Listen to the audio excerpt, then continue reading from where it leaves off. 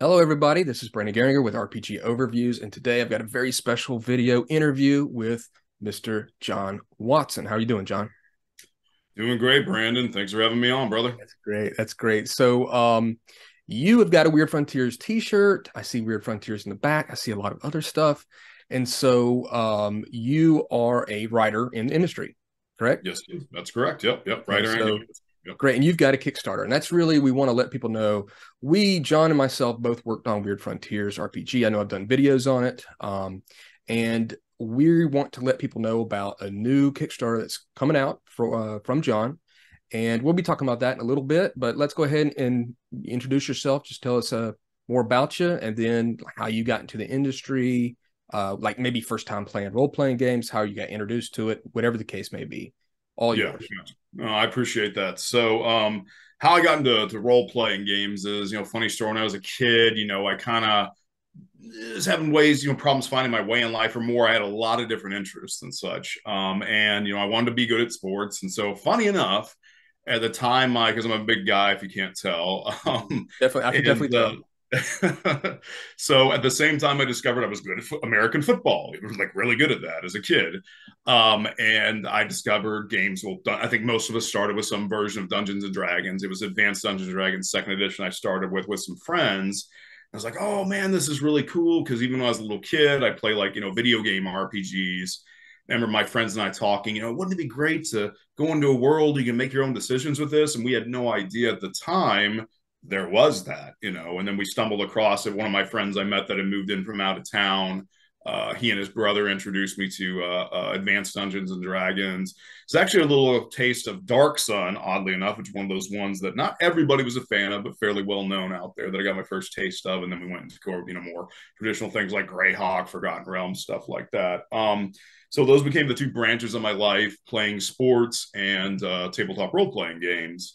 As I got older, I did more and more with it, mainly focused on sports. Even now I still play. I'm a rugby player, hence the name of my company that I founded with my friend Colin, who is he also plays full contact sports, but SCA. Where they wear armor and beat each other up with swords and stuff. And Oh I yeah, play yeah.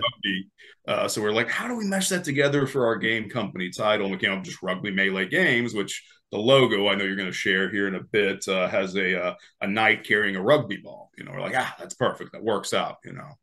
From there, went to college, got my degree in criminal justice. Which again, no, has nothing to do with writing or anything like that, but always had a passion for developing things and making my own unique things. And even when I would buy a published adventure, I'd find myself, modifying it like a lot of us do.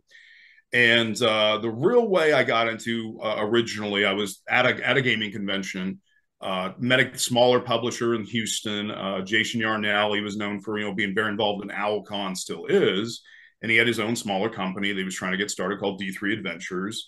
He picked me up to write, it's kind of a modern day adventure called Fiends at Fort Worth. Did okay, not my best work, but I think sometimes we all have a learning curve with our first thing we put out. Definitely, He was definitely. kind enough to help me with that and everything. But what I attribute like really getting into the industry with, there's a very well named game designer called Lester Smith.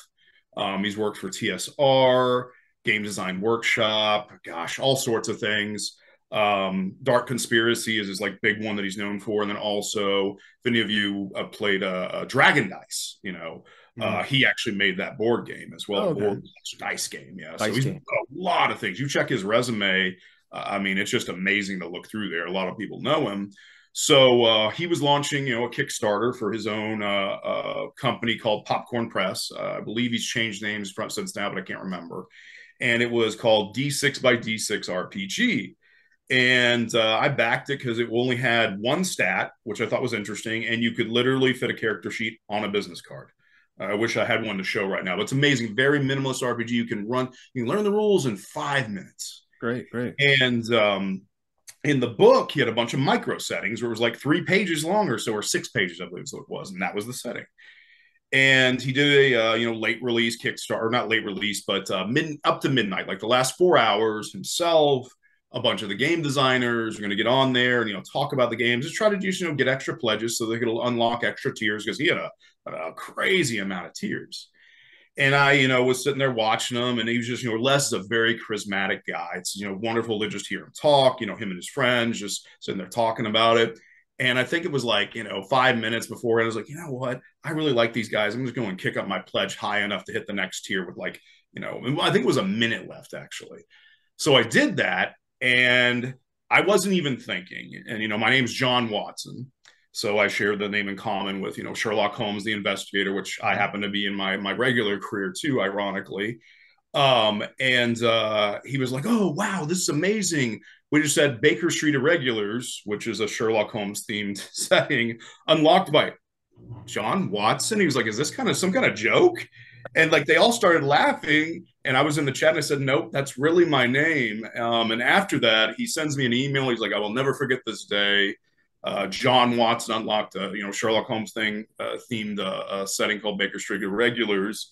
And Les was a nice guy. We caught up, and I met him at Gen Con, played one of his games, and we were just chatting after. And I pitched him an idea for Dark Fagara, is what I call it. It was like a kind of, you can think of if all the fantasy creatures or the evil creatures in the fantasy world got together and they fought back the forces of good and conquered the world, and now the good guys, if you will, are the minority, and that's the setting you're kind of in, where you could play an orc or something like that. But if you want to play an elf, well, you're an elf, but you're enslaved. You have like this magical collar around your neck to where they control you and stuff. And it was just a very different setting. And he was like, John, I really like that. Why don't you write that for me and we'll put it in the book? And I was just blown away, and did a lot of work for Lester. And what I loved about working for him was there were a couple other times we've done like, I don't know, 3 or 4 projects together. I've even invited him to do a few with me that we have yet to publish yet. But he always pushed me to be better. There were a couple times I pitched him an idea and he was like, John, you haven't sold me on that. Please do. You can do better, I feel. And, I was like, Les, you're right. My heart's just not in that one. And then when I did, and he gave me just that little bit of push, I would put out some much better stuff. So, Les, if you're watching this, brother, appreciate it as always. And, we still keep up to this day. Real good guy. And he's even had some thoughts on this Kickstarter, this product, all of that. That's So great. that was really my break into the industry, where I got published with along with somebody that has a big name, knows what they're doing, has probably forgotten more about TTRPGs than I know.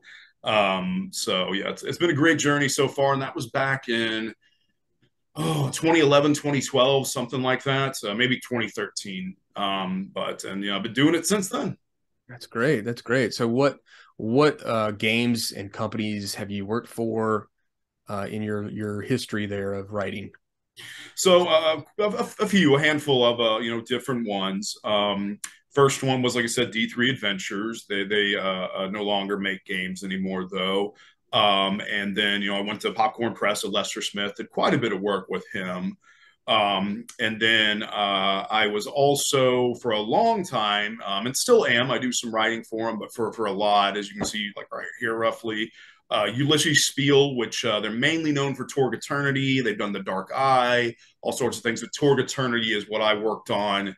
Gosh, 10 different books for roughly. Wow. Is what I got my credits on with them. So did quite a great deal of work with them, and learned a lot. Greg Gordon, who those worked on Torg and did a lot of stuff for West End Games back in the day. Oh, yeah. He helped me out with a lot of stuff. Again, really pushed me to be more creative and such. So learned a lot from the group there. I mean, really great group of people.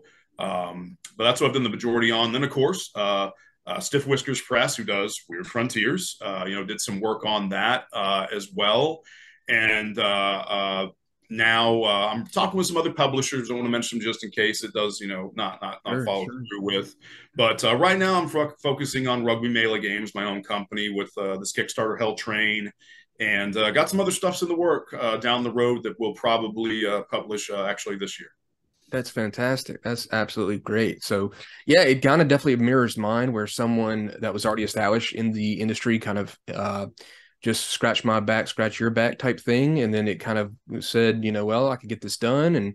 And it just went with it. So a lot of it, I guess with me and you, it's just, very thankful for people that are already kind of established to help other people out, and usher in those new writers and give them a chance. And it really boosts morale once it's out there and you're like, well, I can actually do this. This is possible. Now I tell everybody. I said, all you have to do, my games that I make, Pocket Fantasy and Pocket Space, they're made on Word.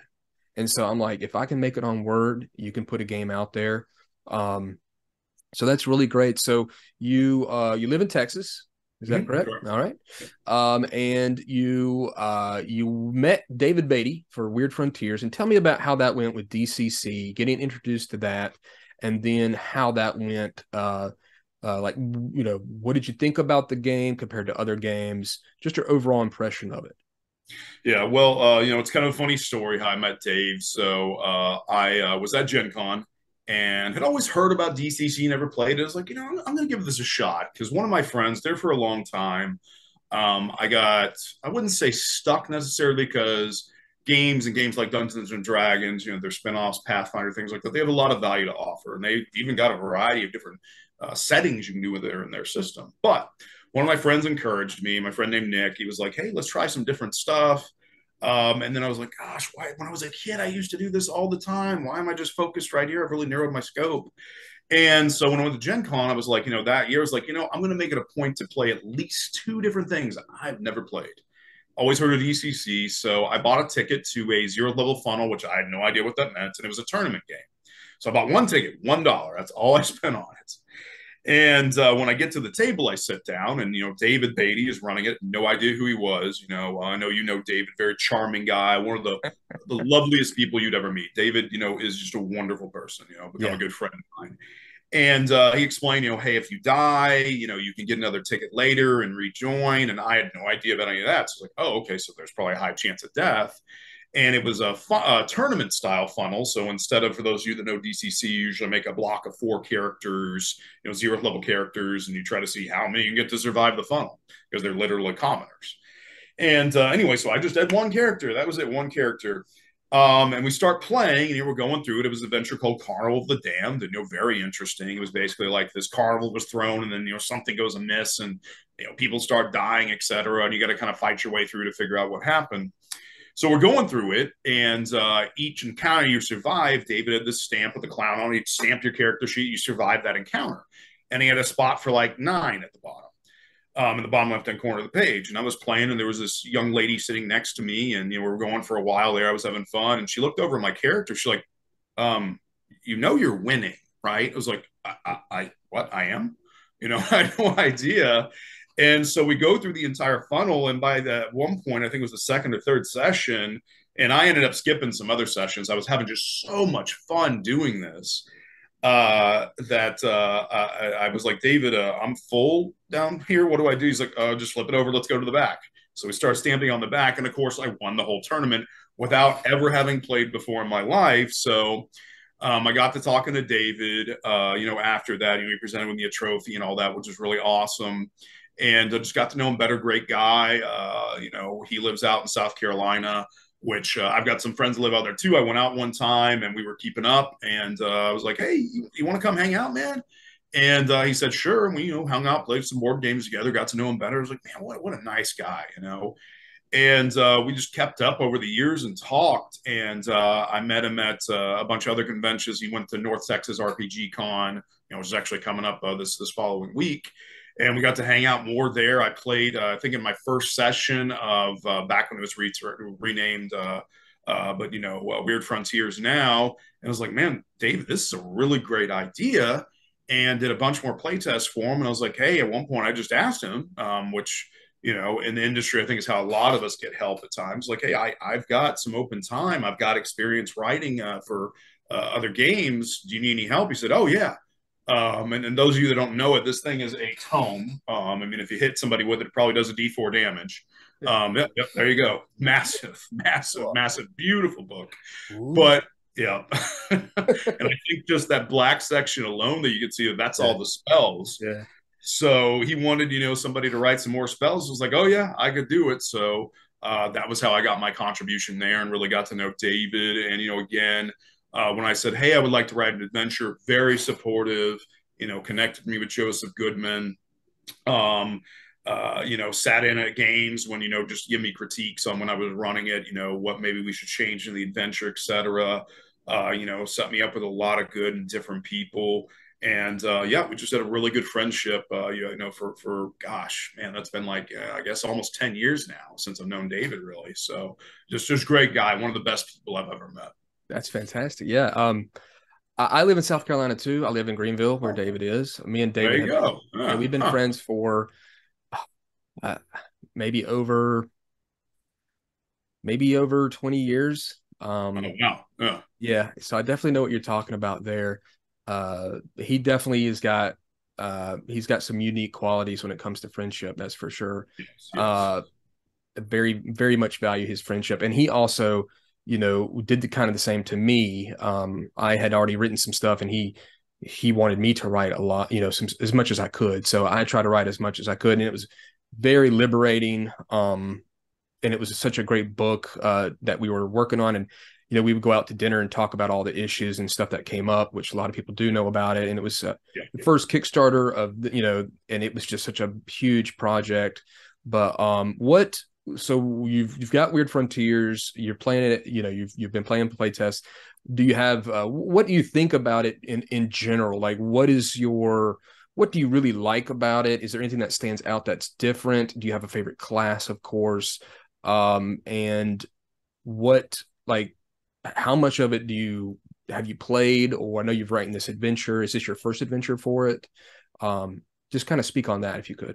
Yeah, yeah. So it is my first adventure for Weird Frontiers. There are more planned, which I discussed that a little bit in the Kickstarter further, because there's a teaser about that at the highest tier when we launch. But yeah, I've played quite a bit. It's I think solely no, it's not true. I've run some games outside of conventions, but a lot of it has been conventions. I think every time I've actually played it. To answer my favorite class, man, that's a hard question to answer because they're all so cool. But let me answer first, what I love about it is, David, and I know Joseph Goodman did this on purpose. He didn't leave, or didn't put in a lot of information about the setting, if you will, as in, specifics to this and this, this country's like this or whatever, etc. So you could do whatever you wanted to. And also there's a lot of mystery, which I think that component, the older I get, the more I do as a reader, as a player of video games, as movies, whatever the form of media, whatever kind of story it is, mystery or just the unknown is fascinating. Your mind, what you can imagine and come up with in there, is going to be more creative than anything I could do, whomever could. David though took that a different route where he did develop things. Talked about the 7 days and nights. Developed out things a little bit more. Made the characters, in my opinion, even with a little bit more variety, and they feel a little bit stronger. Some people have said when they've done mashups, it has not felt that way, which I haven't done, so I can't say. Um, but I love that about it, where there is some details and things like that, on the history, which I think you can do a lot more with. Like I've got some friends that are working on some adventures for Weird Frontiers 2 where they kind of tap into that. So I love that part of it as well. And then gosh, if I had to pick out of the classes, I'd probably have to Wait, say the Tommy Knocker. okay. I was waiting to see. I was like, hey, he might say luchador because I know a lot of people like Yeah, a lot of people luchador. look at me and think luchador, but Yeah. and I've even heard of people running entire parties of luchadors, and it's a Wow. blast.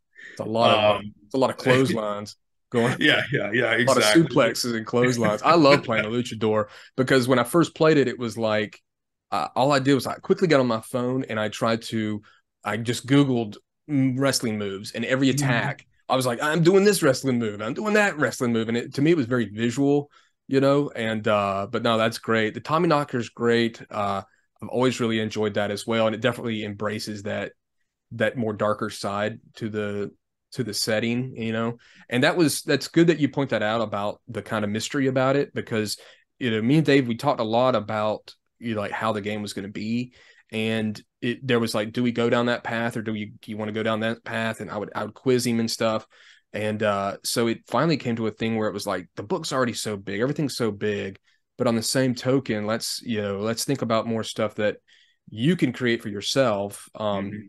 And when we had the name change, that's really where it came from as well, because we talked about how Weird Frontiers it could be anything really. I mean, it could be any type of frontier. It was almost the same with dark trails. Like, what trail are you going down? It could be like this, it Mhm. could be like that. And without trying to pigeonhole everybody into this setting. And some people could say, oh, well, that's, you're kind of cutting a corner there or whatever. But not really, it really wasn't, because so much more of the book was given you to help you create that. And they really shocked me when he had like the town generator section and stuff like that. I didn't know those things were going to be in there. And I was like, wow, this thing's really fleshed out Yes, it really way is. more than I thought it was going to be. And because the part that he was writing on, because he had a lot of like, such as yourself, a Mhm. lot of people writing a bunch of different things. We were writing creatures, we were writing spells, or arcane type things, like maybe the elder gods and stuff like that. So we didn't really know. All of a sudden, Dave just comes in with this huge section on guns and towns and generating, and here's an example town, and I was just like, whoa, man, you've really been going to town on this, and the work shows. But that's great. I mean, I'm glad that we're very much kind of synced up with not only how we started, but our love for Weird Frontiers. Carnival of the Dam, I'm glad you got to play that as well. I did a video on that, letting people Oh, know okay. about it. It's really been well received. So that was the thing too. I think the thing that happened with Dave was that he put that out, and it was just really well received. And I think that just really helped him, because again, it was almost kind of like Weird Frontiers, where, and I guess you know this if you know funnels, like there's a lot to Carnival of the Dam. There's a big Yes. story there. It's a dark Yeah. kind of story. There is a lot of options you can use or not use some of the amusement park rides. It was just a lot of content, and I think that's always been the thing. And that was with Weird Frontiers was, it, the Kickstarter and the stretch goals really ballooned it up, and it was like, whoa, this is, maybe we shouldn't have done so many, but it was there. We wanted to give it people that, and I know that a lot of people came on to help write a lot of that stuff as well. But to me, it was just freedom. It was just like I could just create anything, and David never was like, I don't like that idea. You know what I mean? He was just like, oh, that sounds great, just go with it, like just be wacky. And I think that was probably for my understanding of the book, and maybe you got that since you've played it and you're writing stuff for it, is that you kind of had a lot of different writers, and they were left just creatively open, and they weren't tethered down by anything. So they knew the vibe of Weird Frontiers. And so they said, you know what, I'm just going to think about something wild and crazy, and I'm just going to go for it. And I think we all did that. And it made the book that much more bizarre, weird, Yes. like the name. And I think that's probably that was the smartest thing, either if he knew it or didn't know it, that was the smartest thing he could have done, was just make it. Because I know I came up with some creatures, and I was like, I'm going to just, what does this creature do? I'm going to do something weird, and I'm going to do my own thing.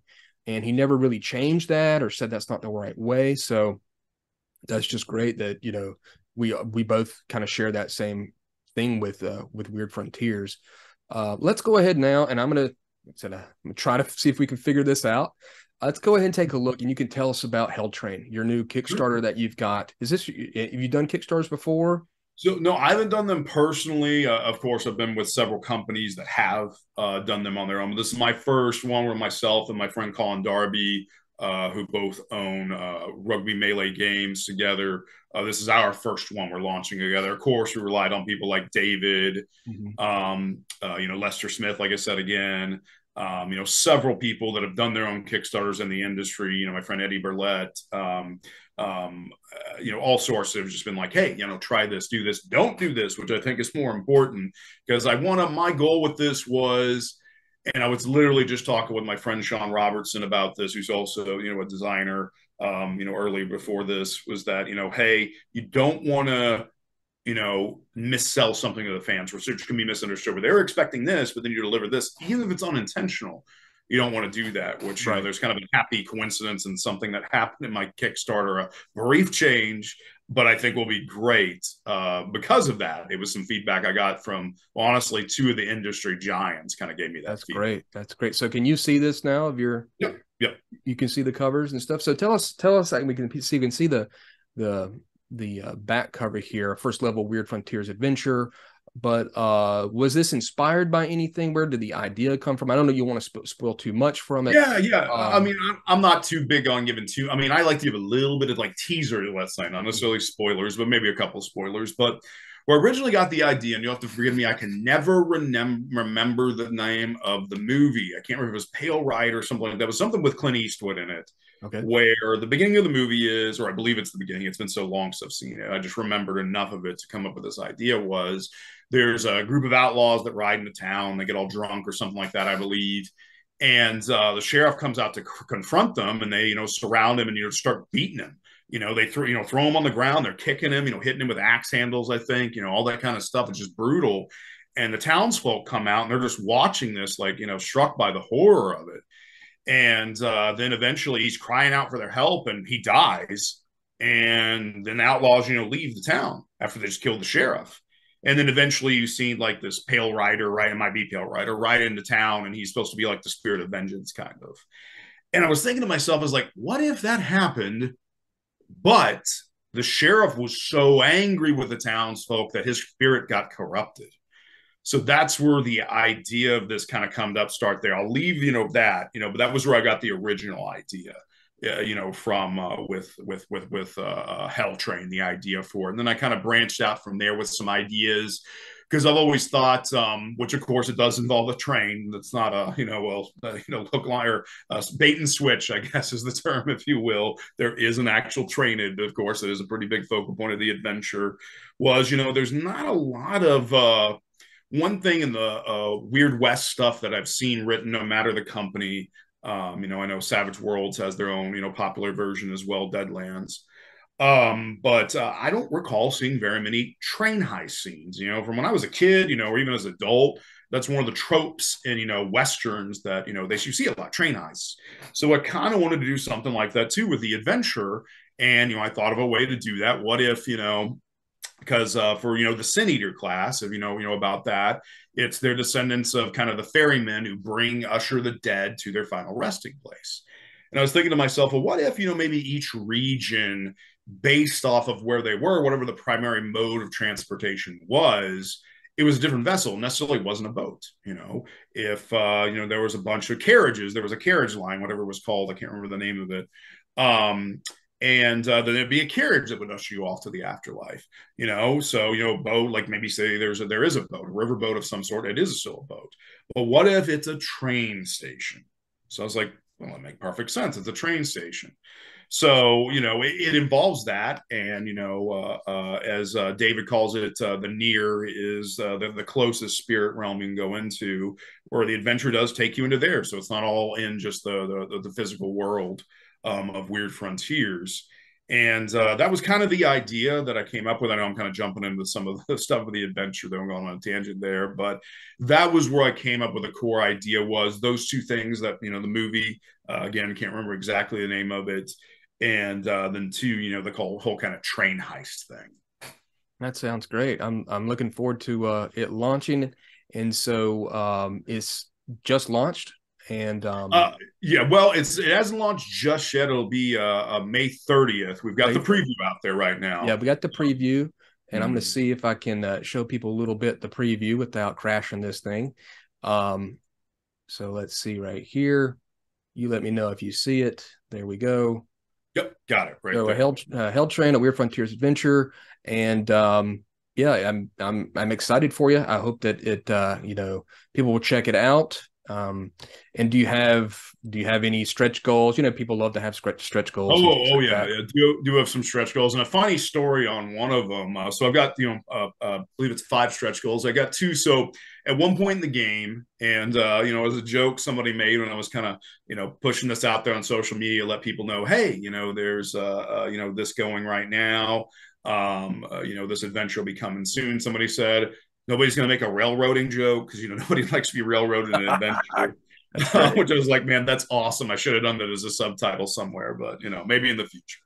But no, on the contrary, there's even a point in the game to where there's going to be an option for which kind of encounter you want to run in here. You could throw your own in, or you could do one of the ones that are written in the adventure, the pre-made ones. Oh, okay. Which it won't change fundamentally what the adventure is about, but it will change certain things. So I love that in there. And 2 of the stretch goals are 2 different things that you could do. The first one, which was Something I had an idea for is where, your team gets, your posse gets caught in a stampede. And how do you get out of a stampede? That's actually, from, again, all the Westerns I've watched as a kid, that's a, terrifying thing to be caught up in. Lion King, And Lion then, King. yeah, yeah, yeah.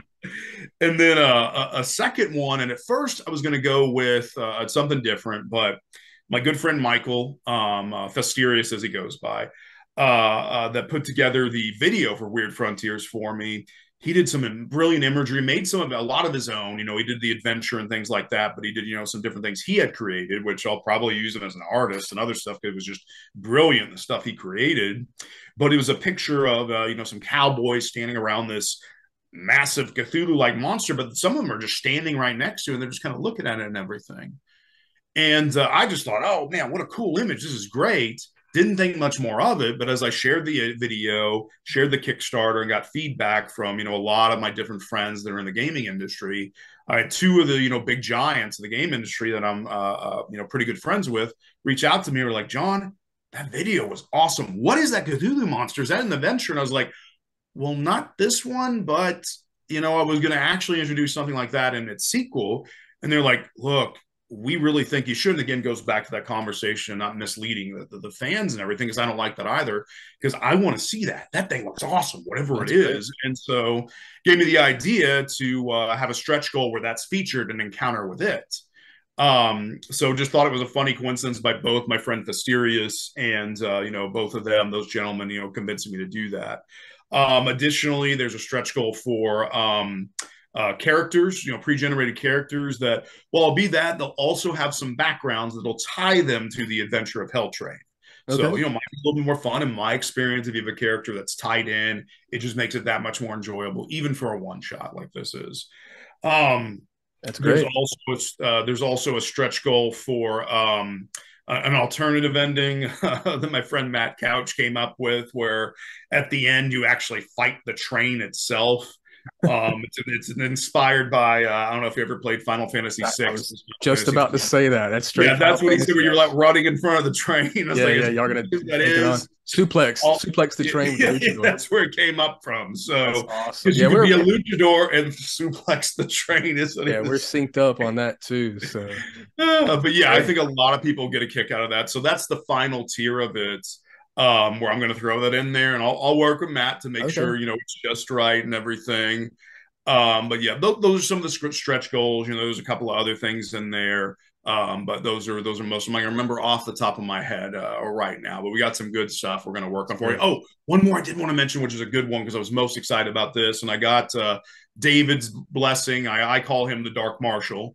But the Dark Marshal himself gave his permission to do this. But a new Weird Frontiers class called the Skinwalker, which is a shape changer that could, it's a cursed shape changer, might, of course, werewolf, but all sorts of other things I put in there, like even deer.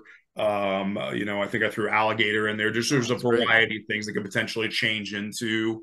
So that'll be a class that's available as well with included artwork and all that for it if we hit that stretch goal. I hope you do. And I've only got about 4 minutes left here, but that's great because it's always great to have something like that that's got a little bit more meat that you can then take and use it in other adventures in your game, and it expands it. So I always love seeing that where I'm like, hey, not only is this a cool adventure, but now it's giving me this. It's real versatile, and I can use it over here. So that's great. I'm glad to hear it. And of course, for everybody watching, I have a link down in the description if you would like to go check out the Kickstarter. Hopefully, you'll back it.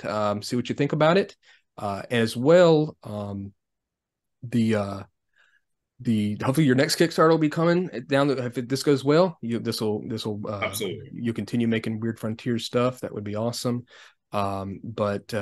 No, this has been great. I really appreciate you showing up here on the channel and getting us to talk a little bit more about Weird Frontiers. That's always such a great thing. It's been so well received, and I go on Reddit and stuff like that, and I see people, and they always say that, what's a good Western? And sure enough, I start looking, there it is, Weird Frontiers. So it's just nice to kind of see, it's getting out there, and people are writing stuff for it.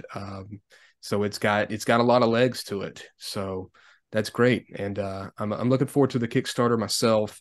I hope it does really well for you. And that's another thing too. The community of DCC is just so amazing, and it Yes. really is just a friendship. It's just a huge bunch of friends, people looking out for themselves. So I'm certain you're going to get the backing of the community, as well as David Beatty, other people that are doing their part to spread the news, on forums and stuff like that. So I'm certain you'll blow past the what you need to get this thing pledged up to. So that's great.